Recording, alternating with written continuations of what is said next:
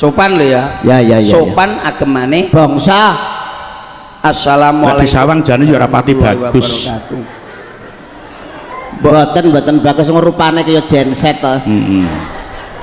Mbok ning ya ora patek iso lho kuwi engko. Kira-kira lek ngomong paling yo mek glutak-gathuk ngono tok, timbang orang. Nggih timbang ora omong apalan tok niku. Pak Minto emang telek. Lah iki piye to iki dikek. Ngomong ket mau muni. Ndang wis Pak Minto man anu mboten napa-napa mendel mboten napa Pak Minto kersanipun ngomong. Kowe wong Jawa apa ora? Iya Jawa sopan. Lah wong Jawa ki lek sopan santun agemane bangsa ya. Paham ngono lho jane. Monggo. Lho. Muni neh metu aku mulai aku. Wilujeng dalu bapak-bapak ibu. Wilujeng dalu Mas Percil, wilujeng dalu. Nggih, ora Jawa kae. Era Jawa, Dek. Jawa. Turunan bule. Ora sopan. Ora sopan masyarakat nggih sih. Nuwun sewu lho Mas Percil. Oke, monggo. Lah iki lho wong Jawa. Iki wong Jawa. Sampean ra Jawa belas. Dados hari ini hari yang sangat ditunggu-tunggu, bahwasanya apa? Kita pada malam hari oke monggo Mas. Kok iso Jawa ngono piye? Lah ya wong sopan santun agemane bangsa. Lah ya rono. Acara dalu punika acaranipun nuwun sewu Mas Percil. Monggo Mas, monggo. Sopan santun agemane bangsa. Kula kalian panjenengan menika Dhuwur.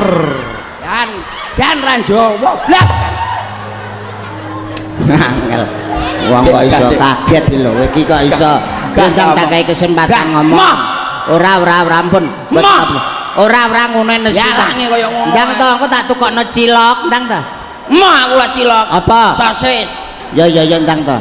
Dalang yo. Sesuk-sesuk rasa dalang iki. Lah dalang apa?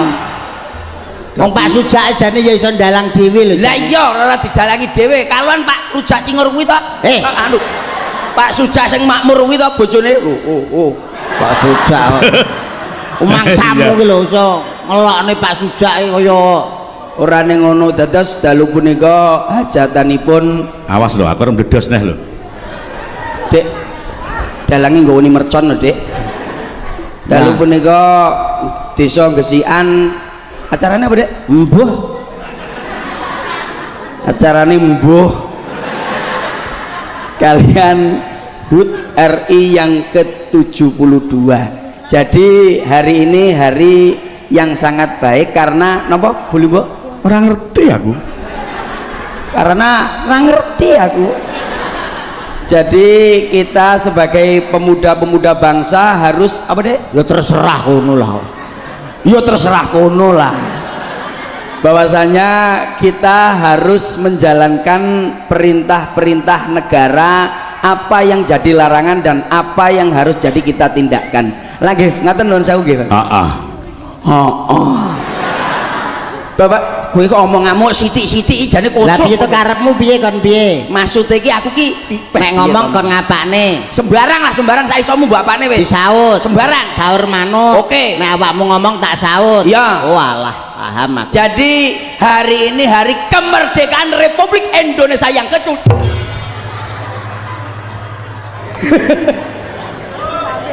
Hari yang sangat baik untuk negara kita, negara Indonesia. Ya angkrik mak mbok saut lambe kuwi jane kocok kuwi. Lah piye to nyaute? Disaut lambene, disaut. Oh, nyaute gawe lambe. Ya wis paham aku. Paham. Gak.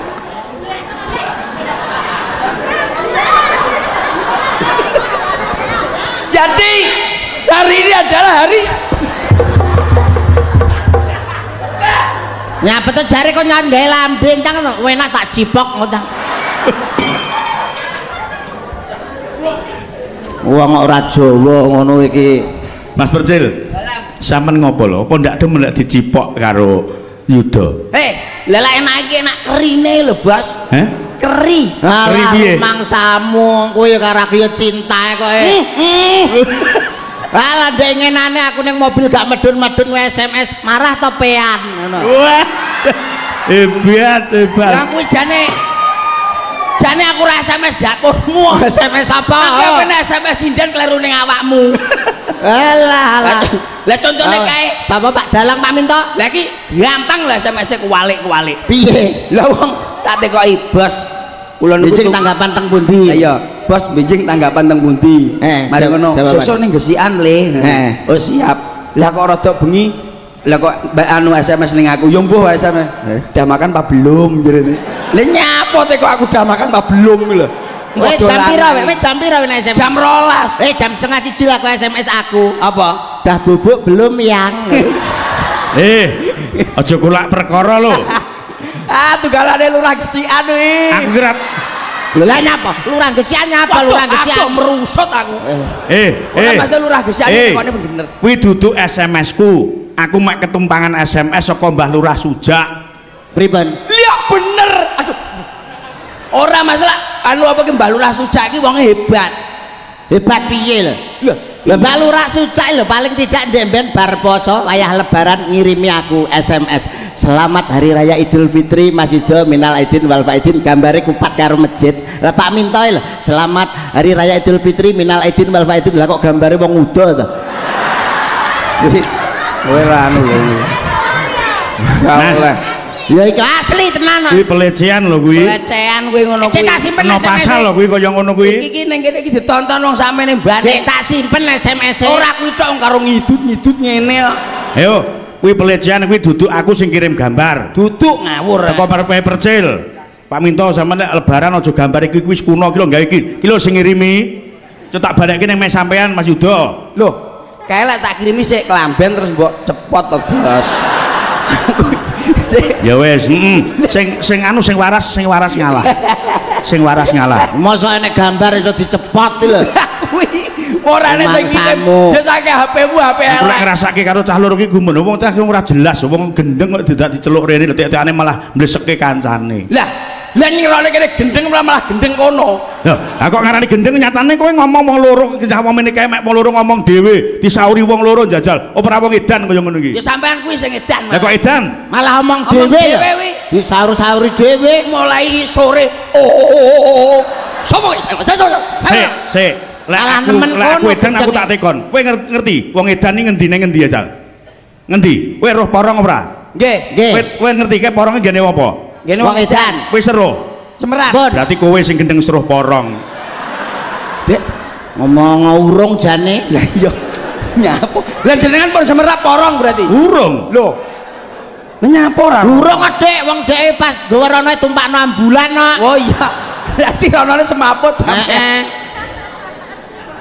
Ya ta, mikir. Ya,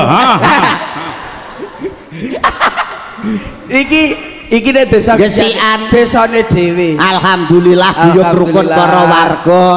Luar biasa ngenekne bersih desa. Iki acara ki rutin ben tahun. Sukses tiap tahun mesti wayang kulit. Lah khusus untuk tahun ngarep ora nanggap wayang kulit tapi nanggap tip.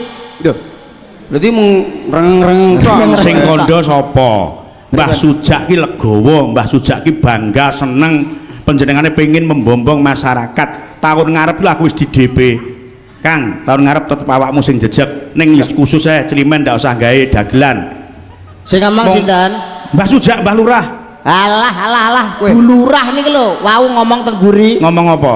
Mak anu niku mengke tahun ngarep sios gawe dagelan kok malah kira-kira dalange sing ganti ngono to. Ngono ngomongnya. Bu Lurah dalange ora rejo tangan kok saiki anu prangkate karo lembagane mireng bulurah dawuh kaya ngono ora setuju ndak sida dalange panggah aku ning dagelane sing ganti. Wah niku sing kandha sinten? Ya kak warga karo perangkat lembaga karo perangkate. Mbah Lurah niku jek urip ora to Dik Mbah? Wis pokoke leluhure. Mari ngono terus nyethuki aku. Wis sesuk dagelan tok wayange sak dalan. Leluhure nek nyethuki ora ngono malah arep dijikuk, arep dijak bareng urip ning kono. Neng kono dagelan wis akeh jare kurang dalang. Lah ngono.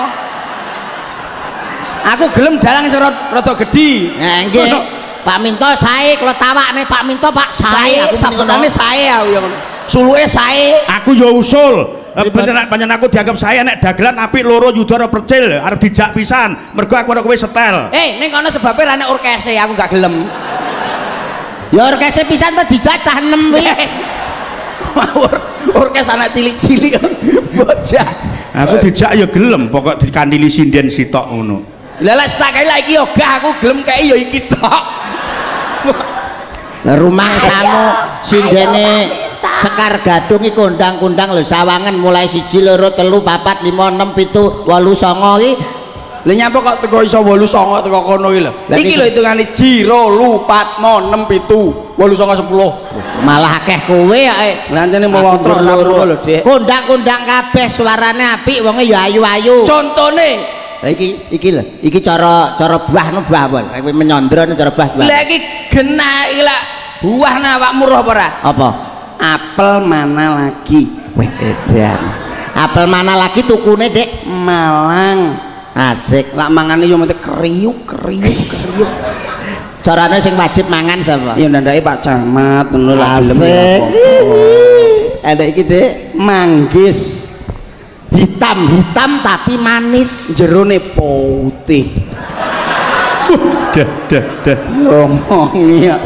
Tukune neng ndi, Dik? Ya tukune ning pasar ngemplak enek. Alah, sing mangan sapa? Ndandake yo umpamane yo lurah. Iki Mas Sejak, lagi lho. Apa, Dik? Wah, iki Dik jenenge semangka tanpa biji. Iya, dipecah mak biyakno dudoe sekotos. Alah tenan. Kuwi suarane lak mecah lho, mesti suarane mak kretek. Tukune neng ndi? Tukune pasar ngemplak. Asik, sing dar sapa? Ya kami tuwa lah. Asik. Lho, Pak. Akhirnya Dik iki. Apa, Dik? Nek iki sing jelas iki sawo. Lah kok sawo iki? Coklat, terus enek jerone enek irenge cilik sakmene. Iya. Sawo. Isi sawo alias kecik. Tukune ning ndi? Neng kok bakul buah. Nuwun sewu. Sing mangan sapa? Paling tidak Jogoboyo. Yalah, Jogoboyo sing duduk. Anake cilik lho wemu ngene. Ya. Iki Apa, Dek iki? Sik. Lagi gak iso. Nuwun sewu lah niki diterawang mawon mboten saged. Harus Demok. Lah, tapuk lambe melok ngono kok iso. Lagi iki genah, Dik. Apa, Dek? Melon katik melon super. Pucuke nek jelarit. Jerone beh jan duduhe akeh. Kotos. Tukune neng ndi? Ya tukune ning pasar. Pasar ngemplak akeh no. Sing mangan sapa? Mudin.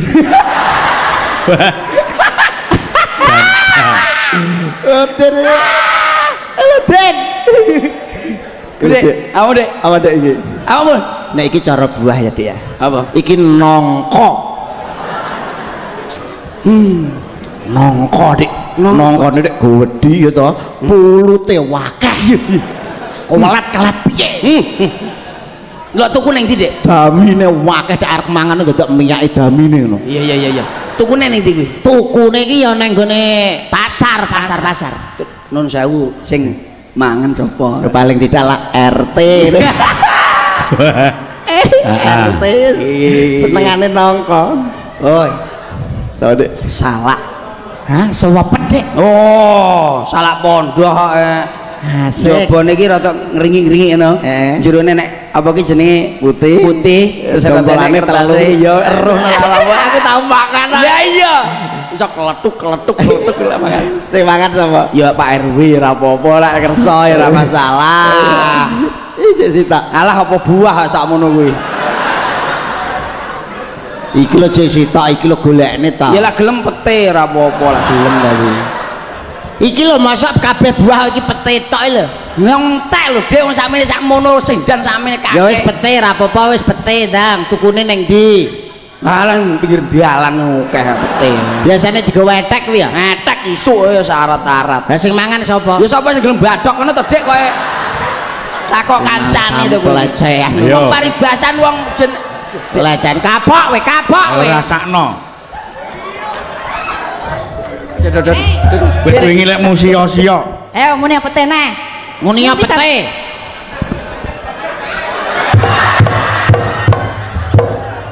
dilewek yuk, dilewek yuk. Apa dilewek? Apa kowe? Ayo. Bontekne pera. Heeh. Umangsamu kapok ya kowe. Nek njaluk ye. Ayo ngelokne neh. Ngelokne neh. Endang ngelokne. Rawani aku, Dik. Ambune piye, Dik? Wah, kan koyo bensin tap-tapan oli ya, Dik.